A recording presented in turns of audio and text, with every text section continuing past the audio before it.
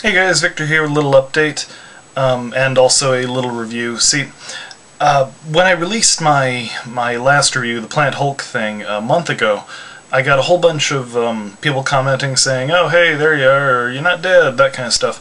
And I do appreciate that, by the way.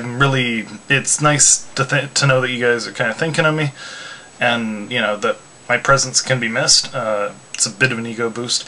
Things have been preventing me from getting reviews out, especially since a lot of my stuff is more ambitious, I guess. Not especially ambitious, but full-scale reviews rather than little videos, that kind of thing. But yeah, so I'm having troubles there. School is taking up a lot of my time because I've got one of those classes that is one big paper, you know, that is to produce one big paper. And yeah, spending a lot of time trying to get sources, stuff like that. But yeah, since I'm here, I thought I would do an informal kind of review. This one of the abominable Dr. Phibes, and Dr. Phibes Rises Again.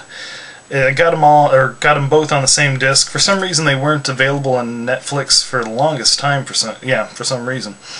The abominable Dr. Phibes. The basic premise is, yeah, a guy is getting revenge on all the doctors who had operated on and failed to save his wife years ago. He's been badly burned, and so he has to put on his face every morning, literally.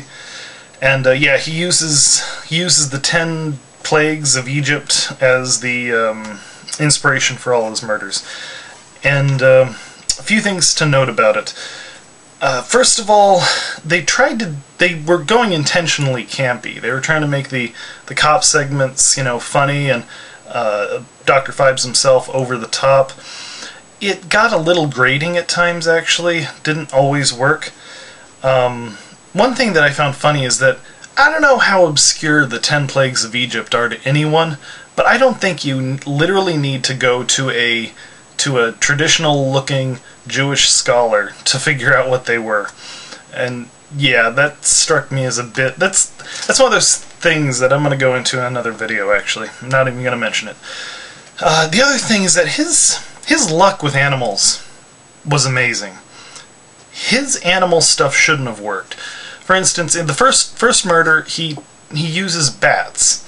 And when you see them, you know, being dropped into this guy's bedroom, it's like you see flutterings of wings and him looking kind of nervous, and then suddenly you zoom out and bats everywhere, and then you realize, oh, those are those giant fruit bats. They wanted big bats, so they got the fruit bats, because all your blood-sucking bats are fairly tiny, you know, like most parasites. And so instead of getting those little ugly little bats that look like God pulled their ears and punched them in the nose, they got those adorable-looking ones with the pointy noses and the big eyes that basically look like baby foxes with wings. And so it would cut from the guy who's being murdered going ah, ah, to the bat looking adorable, to the guy going, ah, ah, and the bat like trying to climb up to him to give him a hug, and then ah, and then it's got a crayon-painted drawing of, you know, and then, you know, him and the bat, and says, "Will you be my friend?" And just got ridiculous. I'll admit I made that last one up. But anyway, then with, you know, the bats, then rats.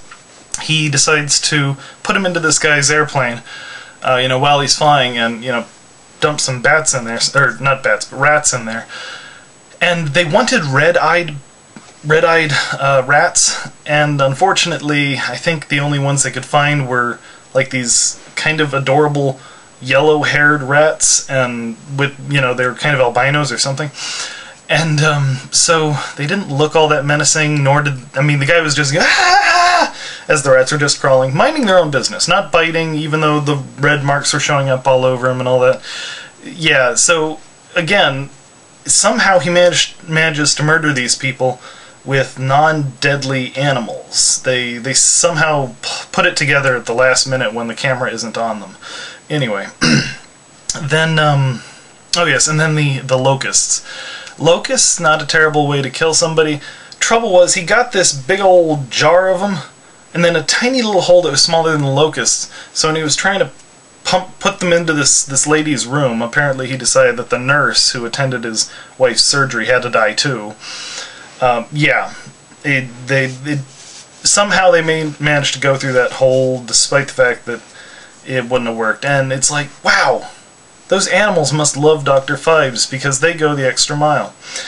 Anyway, so yeah, the movie wasn't terribly impressive to me. I guess it could have been fun. I think at the time it would have definitely been fun. But yeah, it was almost parody. The second one could almost be regarded as a parody of horror sequels, but in general it was just kind of crap. See, the first one, he killed people because he hated them and he wanted them to die in an ironic way, and, you know, sort of show his mastery over them by doing so. In Dr. Phibes Rises Again, he just kills people who threaten to get in his way in amazingly elaborate ways for no reason. I mean, he could just put them out of their misery, but no, he goes all poetic and everything. Trouble is, you know, in the original, he had a lot of time to plan. He had meticulously planned everything out. In the next one, I don't even know what's going on. He somehow knows all this. Does he have magic powers? I'm not sure. He seems to have an assistant who comes out of the aether, whatever you call it. So yeah, this is kind of a cash-in. So anyway, that's my look at the abominable Dr. Phibes and Dr. Phibes Rises Again. I hope I have not bored you with this rambling review.